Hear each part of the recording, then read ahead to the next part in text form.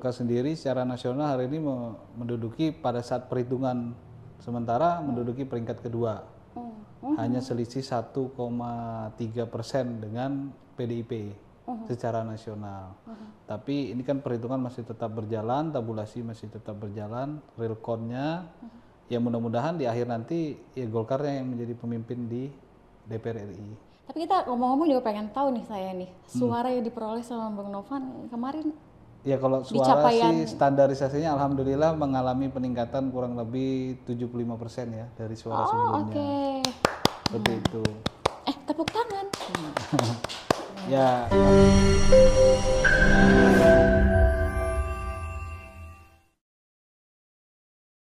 Pasca pemilu 2024 pada tanggal 14 Februari kemarin ini sudah berjalan dengan kondusif, lancar juga ya, kita merasa semuanya aman-aman saja, terutama di kota Samarinda. Nah ini untuk kali kedua kita juga mengundang Bung Novan. Apa kabar Bu? Alhamdulillah, baik. Alhamdulillah. Baik ya, sudah bisa tersenyum sumringah. Sudah lega. Sudah lega ya, sudah bisa bernafas dengan lega gitu ya Bung ya. Ya, ini juga pasti dipastikan untuk para calon-calon legislatif yang kemudian juga kemarin ikut di kontestasi pemilu 2024 juga pastinya yang kemudian sudah terpilih untuk bisa menduduki jabatan sebagai wakil rakyat di Basuki Rahmat, pastinya ini sudah sangat bersyukur sekali gitu ya, sudah melalui perjuangan dan juga perjalanan yang cukup menguras energi, waktu, tenaga, terutama pikiran ya, Bung Novan. Betul sekali. Oke, jadi hari ini tuh memang kita bicara setelah terpilih, pastinya aspirasi dari warga ini kemudian menjadi prioritas utama. Terkhusus mungkin untuk Bung Novan yang 2024 ini kalau kita lihat khususnya untuk pemilihan calon legislatif ini luar biasa emang. Euforianya itu memang lebih terasa ya. Betul, kalau untuk di Samarinda gitu, untuk di Samarinda. Berbeda halnya dengan yang pilpres, capres dan cawapres. Betul itu sekali. Gitu ya. Ternyata lebih ngeri-ngeri sedap juga ya untuk memilih wakil rakyat. Gimana Bung Novan sampai dengan hari ini perasaannya? Ya, terima kasih Liz. Ya alhamdulillah kita sudah menjalani ya proses pesta demokrasi di tanggal 14 Februari kemarin dan semua alhamdulillah juga berjalan dengan lancar. Terkhusus memang terkaitan tentang Partai Golkar sendiri, alhamdulillah Partai Golkar hari ini mengalami peningkatan. Berawal dari 5 kursi di tahun 2019, kali ini kita naik 3 kursi menjadi 8 kursi. 8 kursi di Kota Samarinda dan juga di tingkat provinsi di Dapil Samarinda Kalimantan 1 juga kita juga mengalami peningkatan dari 2 kursi menjadi 3 kursi. Dan ini adalah hasil kerja keras bersama dan juga yang paling utama adalah doa serta dukungan masyarakat Samarinda. Terkait tentang memang kondisi hari ini cukup agak kompetitif, sangat kompetitif karena apa? Banyak petarung-petarung dalam artian di sini calon legislatif yang ada itu banyak dari kalangan muda. Betul. Kalangan muda dan mereka ya, gitu punya spirit dan punya keinginan yang cukup besar untuk menjadi wakil rakyat. Hal ini yang juga menjadi catatan buat kami khususnya dari Partai Golkar bahwasanya kami akan terus membina kaum muda ini karena untuk kontestasi berikutnya mungkin akan menjadi giliran mereka untuk menjadi wakil rakyat di Kota Samarinda. Itu. Berarti di tahun 2029 Betul ya? sekali. Jadi artinya mulai sekarang ini kita memberikan peluang, memberikan kesempatan untuk mereka-mereka yang kemudian juga harus belajar sih sebenarnya. Betul sekali. Gitu ya. Karena nggak bisa langsung ujuk-ujuk. Ya. Ya kan? Tidak pasti ada yang instan ya. Betul. Pasti harus memahami dulu gitu ya. Oh, dunia politik itu seperti ini loh. Ya, gitu. Jadi memang harus paham dulu di situ. Yang penting memang setelah pasca pemilu ini komunikasi itu ya tetap harus terjaga juga. Betul sekali, gitu ya Bang ya. Dan memang setiap yang namanya kontestasi pemilu apalagi yang politik gitu ya, calon-calon legislatif ini pertaruhannya adalah bagi si pelabuh atau partai ini, itu memang pertaruhan ya Bang ya. Betul sekali. Apalagi kan Golkar juga di 2024 tadi yang disampaikan mengalami peningkatan menjadi 8 kursi dari yang 5 kursi ya, menjadi 3 kursi. Artinya memang ada penambahan dan kemudian ini tingkat elektabilitasnya partai tersebut bisa terbaca gitu oleh masyarakat. Kami pun secara nasional juga mengalami peningkatan. Golkar sendiri secara nasional hari ini menduduki pada saat perhitungan sementara menduduki peringkat kedua. Hanya selisih 1,3% dengan PDIP secara nasional. Tapi ini kan perhitungan masih tetap berjalan, tabulasi masih tetap berjalan, real count-nya ya mudah-mudahan di akhir nanti ya Golkarnya yang menjadi pemimpin di DPR RI. Seperti itu. Nah, menyikapi di daerah kita sendiri, khususnya Samarinda, ini sebenarnya wujud dari kerja politik kawan-kawan yang memang bergerak bukan hanya sesuatu yang instan, tapi sudah mereka jalankan di 3-4 tahun yang lalu. Walaupun sunyi senyap gitu ya jalannya. Betul sekali. Jadi memang kerja politik ini tidak bisa semata-mata hanya pada saat tahun politik saja, tapi keseharian dan lain-lain juga sudah harus dilakukan kerja politik. Jangan pernah gengsi untuk kumpul sama warga. Oh iya, itu orang kita ini kan tuan kita kan warga. Betul, masyarakat. Iya, bos kita ketua partai. Iya. Iya kan, tapi tuan kita rakyat. Kita di sini hanya menjalankan tugasnya itu sebagai wakil rakyat gitu ya. Betul, seperti itu. Jadi benar-benar Bung Novan sendiri akhirnya ini kesampaian ya Bung ya. Niat yang kemudian menjadi tujuan dari Bung Novan sendiri nanti untuk memprioritaskan aspirasi dari warga, terutama di Dapil Samarinda Ulu. Betul sekali. Ini akan mungkin akan menjadi prioritas utama gitu ya. Ya, kita pada saat ini kita masih menjalani periode kita yang sebelumnya ya, dan kita juga sudah running. Sampai September ya? Insya Allah sampai September. Jadi memang hari ini terlepas dari selesainya kontestasi politik, tugas kita sebagai anggota DPRD juga terus berjalan. Kemarin kita setelah selesai melaksanakan musrembang tingkat kecamatan, kita sudah mengakomodir semua masukan, khususnya terkaitan tentang pembangunan infrastruktur di Samarinda Ulu sudah kita akomodir dan sudah kita masukkan ke sistem SIPD. Jadi runningnya juga tetap jalan. Jadi karena waktu kita ini mepet. Kenapa saya katakan mepet? 5 tahun itu tidak terasa. Betul. Nah, makanya kalau kita tidak running dari sekarang, maka kita akan mengalami keterlambatan dalam hal pelaksanaan. Kita running sekarang, itu pun juga bisa teraplikasi nantinya di 2025. Kan seperti itu, secepat-cepatnya di anggaran perubahan 2024. Nah, makanya kalau kita lambat ke 2025, bisa terlaksana 2026, kan lambat jadinya. Masyarakat kan punya hak untuk memanfaatkan pembangunan-pembangunan yang ada. Makanya kita kerjanya sudah setelah kontestasi tanggal 14 kemarin ya kita menjalankan tugas dan fungsi kita. Seperti itu. Sebagai wakil rakyat itu ya. Betul sekali. Oke. Tapi kita ngomong-ngomong juga pengen tahu nih saya nih, suara yang diperoleh sama Bang Novan kemarin. Ya kalau suara sih standarisasinya alhamdulillah mengalami peningkatan kurang lebih 75% ya dari suara sebelumnya. Seperti itu. Tepuk tangan. Ya karena apa ya alhamdulillah berarti kan kepercayaan masyarakat terhadap saya juga cukup meningkat. Dan ini menjadi catatan tersendiri buat saya secara pribadi bahwasanya harapan masyarakat sekarang jauh lebih besar daripada sebelumnya. Dan itu memang harus bisa kita wujudkan apa saja yang dibutuhkan oleh masyarakat dalam hal kebijakan maupun hal-hal lain. Seperti itu. 75% itu tidak mudah loh ya untuk mencapai di persentase itu, kemudian peningkatan dari yang 2019 kemudian di 2024. Itu sebelumnya menyangka tidak Bung Novan akan mengalami peningkatan yang sangat signifikan itu suaranya? Kalau dari perhitungan kita memang akan mengalami peningkatan. Yang pertama adalah daerah coveran kita jauh lebih luas. Itu kita sudah hitung melalui sebelum kontestasi politik di 2024 ini. Kita dari kerja politik kita memperluas jaringan kita, memperluas pengabdian kita di dapil sendiri, dan itu memang terlihatlah peningkatan itu juga sudah terlihat.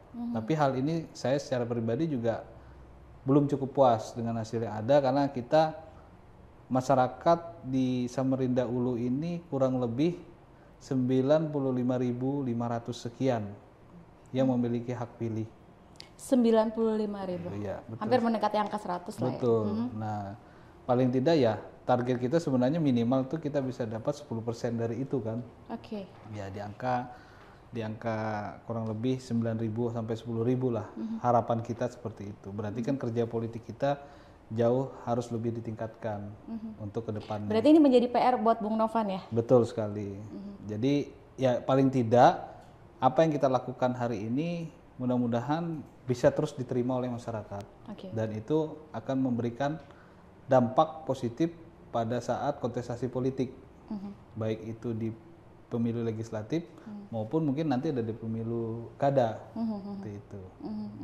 Oke, artinya di sini masyarakat memberikan satu amanah untuk Bung Novan sendiri gitu ya, apalagi untuk di Samarinda Ulu ya, Dapil Samarinda Ulu, dan kemudian juga memberikan kepercayaan itu untuk Bung Novan sebagai wakil rakyat yang setidaknya mereka menunggu kerja dari Bung Novan ini untuk selanjutnya di periode kedua ini gitu. Artinya memang harus ada peningkatan juga, peningkatan dan juga pendekatan kepada warga-warga yang ada di Samarinda Ulu gitu. Dan mungkin kemudian di periode kedua ini langkah pertama yang akan nanti dilakukan oleh Bung Novan apa? Ya hari ini kan kita seperti biasa yang kita lakukan ya, kita menggalang informasi ataupun aspirasi itu bukan hanya pada masa reses. Tapi dalam keseharian pun juga kita menggalang untuk aspirasi itu. Memang insya Allah di periode yang kedua ini kita akan meningkatkan dari sektor pendidikan dan kesehatan, bukan hanya infrastruktur. Karena hari ini kan memang harus kita lihat tuh dari berbagai lini. Iya, betul sekali. Nah, ini yang karena bukan apa? Kendala hari ini terkait tentang sulitnya anak masuk sekolah, besarnya biaya sekolah, dalam artian notabene biaya buku, biaya baju seragam. Nah ini juga menjadi catatan sendiri buat saya, bagaimana kita dari sisi kebijakan minimal bisa meringankan beban masyarakat untuk itu. Nah ini yang memang bukan malah menambah beban masyarakat. Nah itu gitu yang kita bilang, ya kita sebagai wakil rakyat harus mau mendengar hal-hal tersebut. Terkait tentang kebijakan, walaupun ini kebijakan dari pemerintah pusat sampai ke daerah kan pasti aplikasinya juga cukup berbeda, tapi paling tidak kita mengusahakan baik itu secara kebijakan, dan insya Allah ya kita juga berusaha dari diri kita sendiri juga mau berkorban untuk bisa memberikan meringankan apa yang berkorbannya ini dalam bentuk apa, Bung Novan? Ya kalau yang pertama kalau secara pribadi ya mau nggak mau uang sendirilah.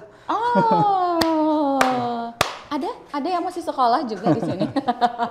Siapa tahu mau diringankan juga di beban sekolah. Ya karena biar bagaimanapun kan kita ini ada kebijakan yang mungkin di pemerintah daerah mungkin secara regulasi dan nomenklatur itu tidak bisa dilakukan. Betul. Tapi paling tidak kita dengan segala kemampuan kita, kita berusaha meringankan itu walaupun dengan kantong kita pribadi, tapi insya Allah kan itu membantu meringankan beban mereka. Tapi kalau misalkan semua warga dibantu untuk meringankan bebannya, apa enggak? Ya kalau bicara itu seperti keseluruhan semua warga ya. Nah berarti kan ini kebutuhan tentang hal tersebut cukup tinggi. Betul. Nah ini berarti menjadi sesuatu yang urgensi bagi kebijakan pemerintah. Nah ini harus menjadi sesuatu yang harus diutamakan dalam hal kebijakan, karena ini kebutuhannya meluas kan. Tapi kan hal-hal yang begini kan selalu terus menerus ya, Bung Novan ya. Kemudian belum ada solusi yang benar-benar tepat gitu untuk memberikan jawaban itu. Ya sebenarnya kalau bicara solusi itu sebenarnya semua solusi itu ada. Kadang kendala kita adalah kebijakan pemerintah pusat yang kadang bisa bertentangan dengan aplikasi di masyarakat. Contoh misalnya dana operasional sekolah, dana BOS. Peruntukannya kan di setiap daerah itu berbeda-beda. Walaupun secara petunjuk teknisnya itu ada, tapi aplikasinya yang belum ada. Seperti dikutip contoh saja, biaya pendidikan diatur dalam undang-undang itu kurang minimal 20%. Ya kan seperti itu. Tapi kalau kita breakdown dari sistem penganggaran 20% ini lebih kecenderungannya lebih besar untuk biaya rutin, gaji, tunjangan dan lain-lain. Sehingga pembangunan sekolah cukup minim. Dan aplikasi untuk kemampuan membantu di siswa atau siswi sendiri juga jadi minim. Nah, ini kan menjadi catatan buat kita. Bukan berarti kita mengurangi hak-haknya para guru atau insentif para guru, tidak. Ini memang kebutuhan. Nah, berarti kan bicara keterkaitan tentang prioritas anggaran berarti tidak cukup hanya 20%, walaupun diatur di undang-undang minimal 20%. Berarti kan kita harus bisa secara kebijakan anggaran itu meningkat di atas 20% supaya bisa mengakomodir hal-hal tersebut. Itu dari segi pendidikan ya? Betul. Kemudian dari segi kesehatan? Nah, dari sisi kesehatan sendiri, itu kan program pemerintah kota, salah satunya Dokter On Call, itu juga berjalan. Memang hari ini kita giat. Yang merupakan salah satu program unggulan dari pemerintah Kota Samarinda. Betul, salah satu 10 program unggulan yang ada. Ya paling tidak hari ini yang kita lihat bagaimana aktivasi di tingkat kelurahan ini sendiri bisa lebih maksimal dalam hal pelayanan kesehatan. Contoh di puskesmas yang ada. Jadi masyarakat itu jangan sampai mereka kesulitan untuk berobat. Betul. Dan juga kalau kita menginventarisir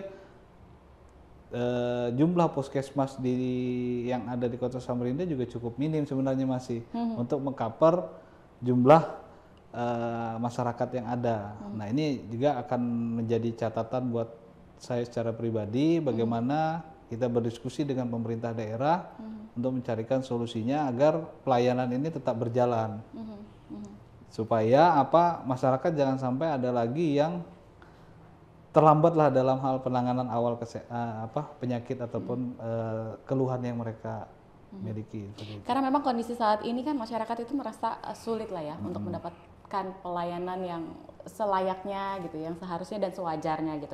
Dengan kondisi masyarakat yang sulit ini jangan juga dipersulit gitu ya kan ya, Bung Novan ya. Kita kan harapkan semuanya bisa berjalan sesuai dengan keinginan kita bersama gitu. Betul ya sekali. Kan. Supaya masyarakat juga nyaman gitu. Ya, kalau saya secara pribadi menyoroti keterkaitan tentang BPJS ya. BPJS ini sendiri jangan sampai juga menjadi pembeda lah antara yang reguler dan yang memiliki BPJS dalam hal pelayanan. Terkhusus apalagi ini rumah sakit ataupun badan kesehatan, contohnya di puskesmas, itu memang harus betul-betul ready karena tugas dan sumpah jabatan mereka kan melayani masyarakat. Betul. Mungkin ada beberapa hal yang dari hal kebijakan juga harus perlu kita support terhadap mereka, ya mungkin insentifnya.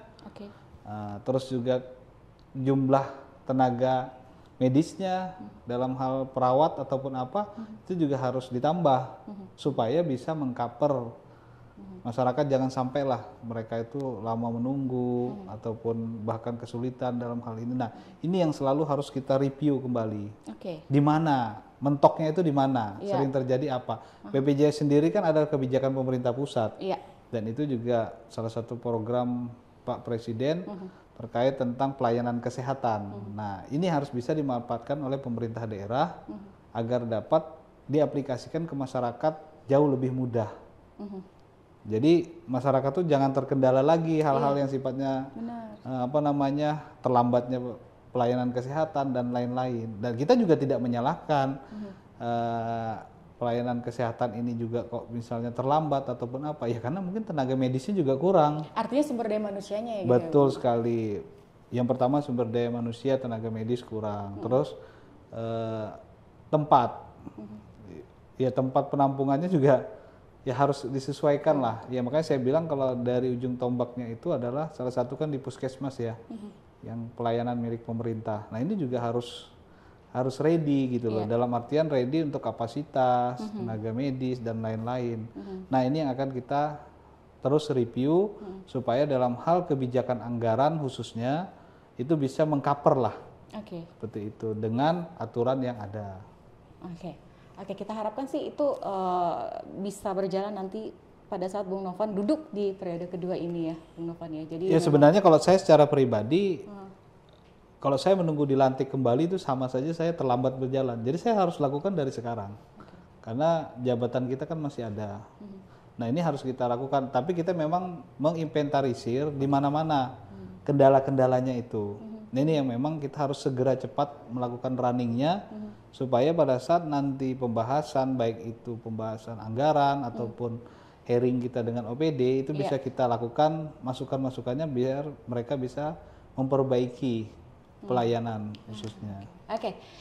Nanti kita lanjutkan lagi Bung Novan. Ini seru sih sebenarnya ya. Tapi kita harus jeda dulu. Baik. Sama kayak pemilu juga, setelah pasca pemilu kemarin kan kita bisa beristirahat. Masa tenang. Oke, kita akan kembali lagi usai jeda berikut.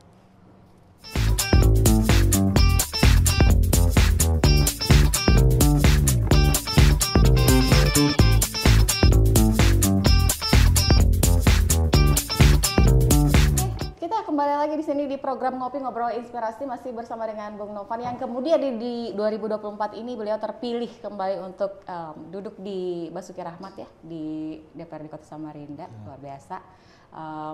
Yang tadi seperti beliau katakan itu sudah bisa bernafas dengan lega gitu ya kan. Sudah nggak dak-dikduk lagi, jantung sudah aman gitu ya, peredaran darah juga sudah mengalir sudah lancar gitu ya. Karena memang namanya sudah tercatat. Wah, terpilih lagi. Kita ucapkan selamat dulu ya Bung Novan ya, selamat. Nanti mudah-mudahan bisa menjadi wakil rakyat yang kemudian menjalankan amanah dari rakyat ini dengan penuh tanggung jawab gitu. Karena memang itu yang diharapkan oleh masyarakat tentunya ya, apalagi untuk di Dapil sendiri, karena kan memang kita berada di Dapil itu kemudian kita punya tanggung jawab yang besar untuk mereka gitu. Bukan hanya pada saat ujuk-ujuk mau pemilu baru ada pendekatan.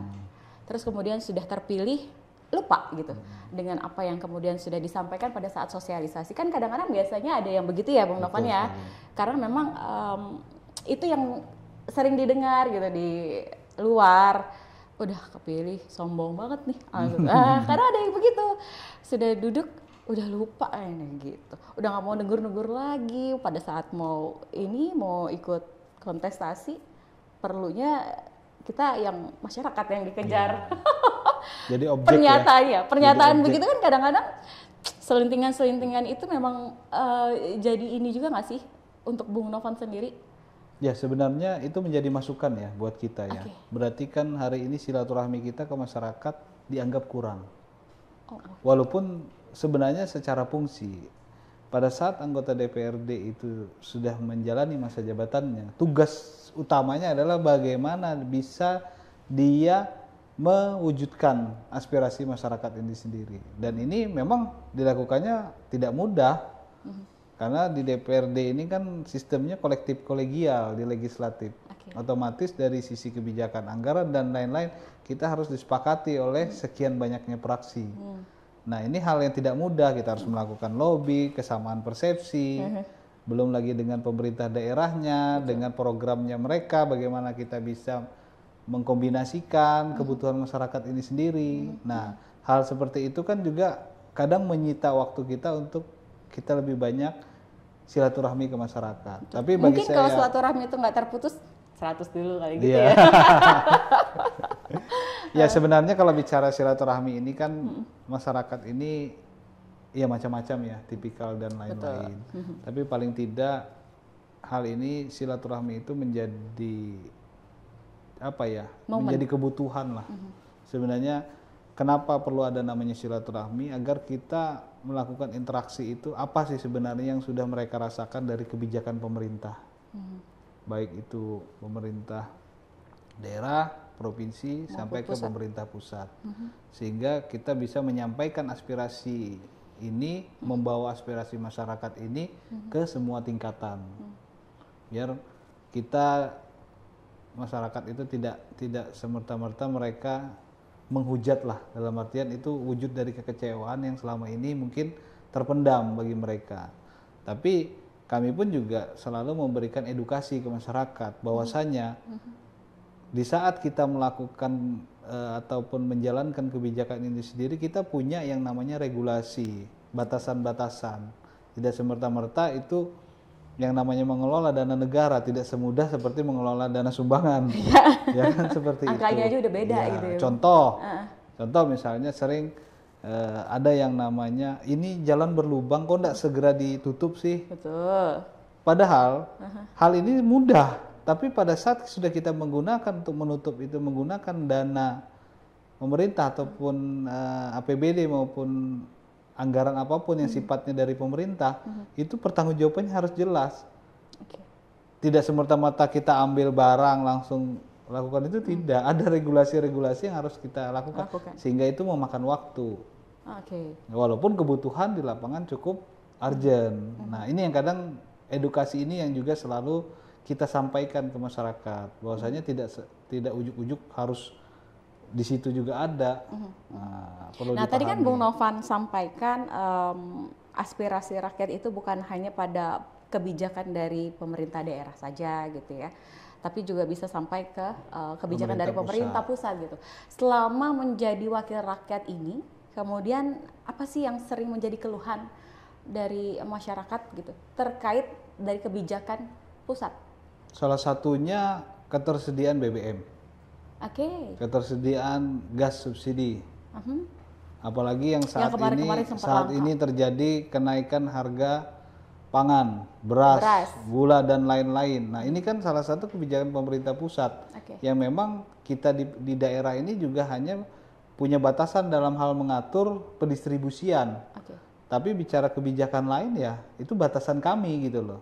Nah, ini yang selalu juga kita sampaikan ke perwakilan kita yang ada di DPR RI. Bagaimana caranya mereka bersama pemerintah bisalah meringankan minimal warga Kalimantan Timur, terkhusus warga Kota Samarinda. Ini yang menjadi kadang yang membuat diri kita itu menjadi dilematis pada saat kebijakan pemerintah pusat itu tidak segera dieksekusi. Ya contoh ya, yang paling santer kan BBM lah, gas kadang kosong, kadang dan yang baru-baru ini ya harga beras itu tadi ya. Itu tadi. Nah, sedangkan kita tahu namanya beras ini kan ada sistem ya. Sistem pendistribusian seperti apa kan ada aturan-aturannya. Kemudian itu juga menjadi kebutuhan pokok gitu. Betul sekali. Nah, ini yang kadang juga kita di pemerintah daerah ini mencarikan solusi. Mungkin hari ini kawan-kawan dari Komisi 2 akan melakukan tinjauan ke lapangan. Yang pertama terkait ketersediaan beras dan kebutuhan pokok, dan juga melakukan tinjauan terkait tentang standarisasi harga. Nah, ini yang salah satu wujud aplikasi ke masyarakat yang memang mungkin sebagian masyarakat itu tidak mengetahui kinerjanya DPRD. Karena apa? Ya mungkin kurang dokumentasi atau publikasi mungkin seperti itu. Selfie aja lah gitu ya kan. Seperti itu. Kadang kita ini kan begini, makanya saya bilang menjadi anggota DPRD ini harus ikhlas segala-galanya.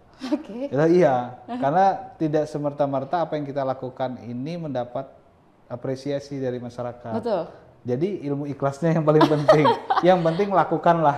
Ya, kan? Lebih banyak mungkin kritik yang kurang enak gitu ya. Dan itu resiko. Betul. Ya, intinya kan hati kita seperti apa. Nah, yang penting kita berbuatlah, dari jangan sampai kita selama menjabat tidak melakukan apa-apa. Bahkan kita tidak tahu apa-apa, itu yang lebih parah lagi kan. Nah, ini patut dipertanyakan nih anggota dewannya ini kayak gimana ya gitu. Makanya hari ini kan masyarakat jauh lebih cerdas lah dalam memilih wakil rakyatnya, sehingga mereka lebih mengetahui yang namanya kompetensi dari calon yang akan mereka pilih, sehingga pada saat calon tersebut diberikan amanah pada masyarakat juga dia bisa bekerja dan mengetahui apa fungsi dia. Jangan hanya sekedar ucapan terima kasih kepada masyarakat gitu ya. Seperti itu. Ini contoh, kita aja sudah persiapan terkait persiapan anak masuk sekolah. Ini sudah kita persiapan ini.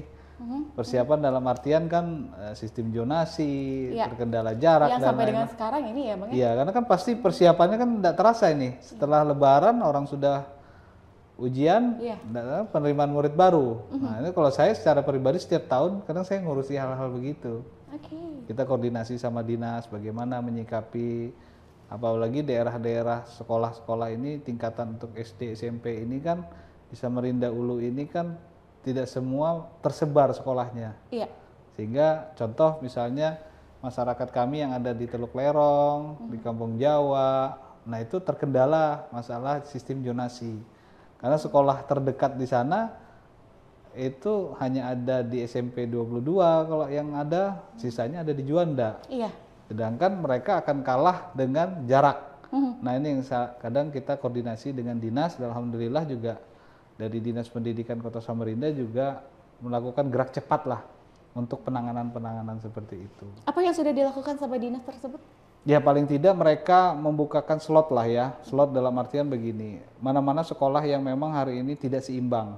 Misalnya contoh, favorit sekolah itu banyak kalau untuk tingkatan SMP itu di SMP 4, SMP 5. Banyak orang lebih ke sana. Tapi kalau bicara zonasi yang ada, mengcover yang di sekeliling saja sudah overload. Betul. Sehingga dinas kadang memberikan opsi misalnya di SMP 1, SMP 7 untuk zona Samarinda Ulu atau di SMP 22. Nah, seperti itu. Nah, ini yang kadang diseimbangkan. Intinya kalau saya sampaikan ke masyarakat, intinya masyarakat ini jangan milih, misalnya dia punya sekolah yang dia inginkan, tapi pada saat sudah lot itu sudah terpenuhi, intinya mereka bisa sekolah di sekolah negeri saja. Itu dulu, dan itu yang saya selama ini lakukan, dan kita koordinasi dengan dinas maupun dengan pihak sekolah. Tapi kalau menurut Bung Novan sendiri untuk sistem zonasi efektif nggak sih? Kalau hari ini sebenarnya tujuan dari sistem zonasi yang disampaikan oleh Pak Menteri itu sebenarnya ini adalah wujud untuk pemerataan kualitas sekolah sebenarnya. Iya kan? Jadi tidak ada yang namanya sekolah favorit. Tujuan awalnya kan itu. Kenapa pemerintah pusat melalui Kementerian Pendidikan itu melakukan sistem zonasi, kebijakan sistem zonasi. Tapi kan aplikasi di lapangan ini sendiri kadang yang pertama adalah dari keinginan orang tua. Yang kedua keinginan si anak. Teman-teman saya banyak di sini.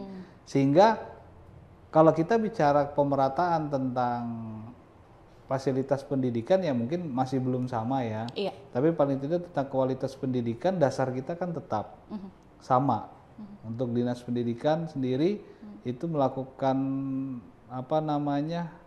standarisasi tentang pendidikan sekolah kan sama ya aturannya, baik dari pemerintah pusat sampai ke daerah kan sama. Iya. Tapi ya itu yang kadang terkendalanya keinginan dari orang tua ataupun si siswa sendiri yang memang pengen di sekolah ini. Iya. Nah, itu yang akhirnya kadang terbentur. Sebenarnya kalau kita mengacu dari yang ada itu sudah pemerataan pendidikannya sudah sama. Sudah pas ya. Itu, ya. Artinya mungkin tidak sama gitu perspektifnya ya. Betul. Antara masyarakat dengan yang kebijakan dikeluarkan oleh pemerintah pusat gitu. Betul. Karena memang hal-hal yang terjadi di lapangan itu berbeda sebenarnya gitu. Karena kan informasi-informasi atau mungkin juga cerita-cerita dari luar ini kan juga sangat berpengaruh untuk mereka-mereka gitu ya, Bung Novan ya. Oke, nanti kita lanjut lagi di segmen ketiga. Kita seperti biasa kita harus jeda dulu, Bung Novan. Boleh dong minum dulu. Iya, cerita mulu nggak minum-minum gitu ya kan. Oke, nanti kita kembali lagi ya.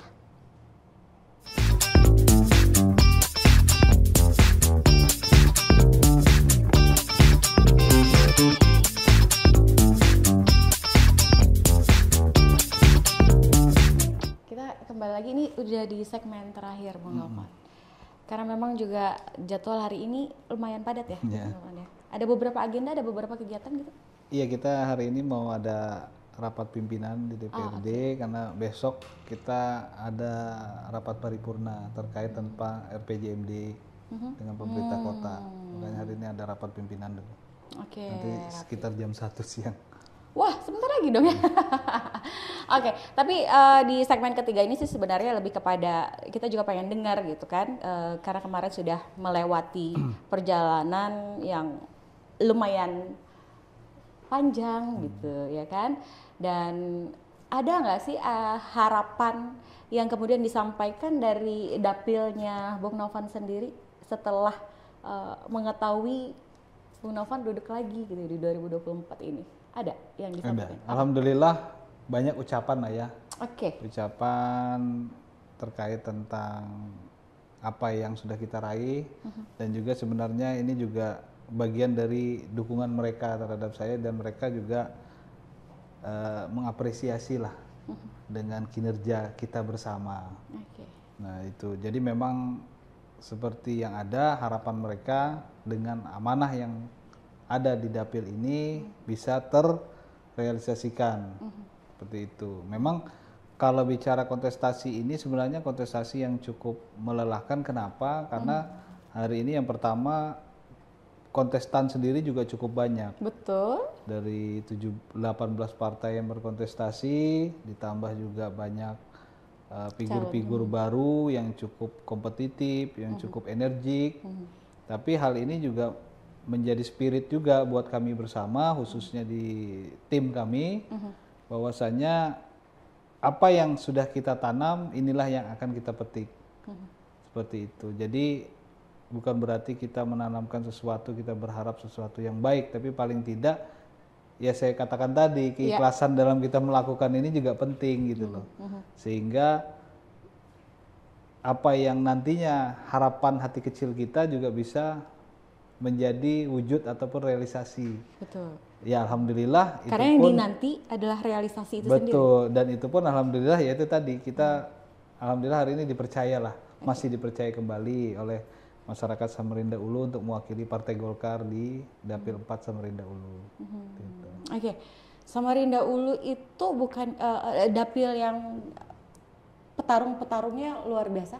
Betul sekali. Karena Samarinda Ulu ini adalah dapil, kalau orang-orang bilang itu dapil neraka. Oke. Dengan jumlah kursi yang sedikit, pemilih yang cukup kalau kita bilang pemilihnya juga pemilih cerdas ya. Jadi kita harus bisa menggait hati mereka itu dengan cara-cara tersendiri, bukan cara yang standar. Harus punya strategi. Harus ada strategi khusus memang itu. Untuk bisa menyentuh hati mereka. Iya, sekali. Oke, ini bisa jadi pelajaran sebenarnya. Kita harus belajar sedikit-sedikit lah ya gitu. Dan kemudian dari Bung Novan sendiri, apa yang ingin disampaikan untuk masyarakat Kota Samarinda pasca pemilu 2024? Ya, saya secara pribadi mengucapkan banyak-banyak terima kasih atas amanah dan kepercayaan yang diberikan terhadap saya, terkhusus kepada Partai Golkar. Insya Allah amanah ini akan kita emban secara baik dan kita akan menjalankan semua terkait tentang hal-hal yang saat ini dibutuhkan oleh masyarakat Samarinda Ulu. Gitu. Terkait dengan berbagai program kebijakan juga gitu. Betul, ya, Bung Novan ya. Kemudian juga apa-apa yang kemudian menjadi problem, isu di masyarakat gitu. Itu yang kemudian menjadi PR untuk Bung Novan, baik masih menjabat ataupun nanti di periode kedua, gitu ya. Pastinya di periode kedua ini mungkin lebih banyak gempuran-gempuran yang luar biasa gitu ya. Inovasi-inovasi yang akan dilakukan untuk masyarakat Kota Samarinda khususnya gitu, dan kemudian lebih kecilnya lagi adalah di dapil sendiri, di dapil Samarinda Ulu gitu ya, Bung Novan ya. Oke. Dan kemudian kalau untuk Bung Novan, kira-kira apa yang juga ingin disampaikan kepada kita, kan di 2024 ini luar biasa. Dalam artian di sini juga ada suara-suara dari para kaum muda, generasi Z gitu. Apa tuh? Ya, kalau saya secara pribadi melihat hasil dari Pesta Demokrasi di 2024 ini, peran serta dari kaum muda juga cukup besar ya. Presentasinya kurang lebih hampir menyentuh di angka 60%. Nah, jadi ini menjadi pelajaran berharga bagi kaum muda untuk sebagai memberikan hak suara mereka di kontestasi berikutnya jauh akan lebih bijak dan lebih mengetahui. PR kami salah satunya adalah memberikan edukasi terhadap mereka tentang bagaimana politik itu. Apa sih fungsinya DPRD itu? Apa sih fungsinya kepala daerah? Nah, hal ini edukasi ini yang selalu kita sampaikan. Saya sering mengisi di beberapa sekolah terkait tentang pendidikan politik. Dan ini menjadi catatan buat saya bahwasanya pendidikan politik ini dari tingkat dasar itu penting. Saya sering mengisi di SMA Negeri 3 untuk pendidikan politik untuk calon pemilih. Mereka belum punya hak di pemilihan 2024 ini, tapi untuk calon pemilih di 2029. Minimal mereka mengetahui apa sih fungsi ataupun apa yang namanya kita bilang ini hak suara mereka itu diberikan dulu untuk apa sih? Nah ini yang kita selalu berikan edukasi. Jadi mungkin dari informasi-informasi yang kecil-kecil dulu ya. Betul. Itu harus ditanamkan ke mereka sejak dini gitu, Sejak supaya dini. nanti di pemilu berikutnya mereka turut serta untuk aktif memberikan hak suara itu, dan kemudian juga menjalankan pesta demokrasi yang kemudian itu kita rayakan bersama 5 tahun gitu. Betul, ya 5 tahun sekali gitu. Oke. Nggak terasa ini Bung Novan, pas sih kayaknya untuk agenda Rapim ya, pas aja sampai ke sana. Sudah mau meluangkan waktunya di kedua kalinya program ngopi ini, mudah-mudahan. Nggak kapok kok, diundang nggak kapok ya. Karena pastinya banyak isu-isu yang lain yang akan kemudian kita angkat di sini gitu ya kan. Karena memang banyak banget tuh permasalahan-permasalahan yang kemudian terjadi di khususnya di Kota Samarinda sendiri gitu. Nantilah kita undang lagi untuk ketiga kalinya, keempat kalinya, dan seterusnya. Oke, terima kasih Bung Novan ya, selamat sekali lagi. Mudah-mudahan kepercayaan dari masyarakat ini bisa dipertanggungjawabkan. Amin. Dari sekarang sampai dengan nanti pada saat pelantikan di periode kedua ya. Oke, sukses selalu ya Bung Novan. Dan saya Lis Indarti dengan teman-teman dari podcast ini semua, program Ngopi, pamit undur diri. Sampai jumpa.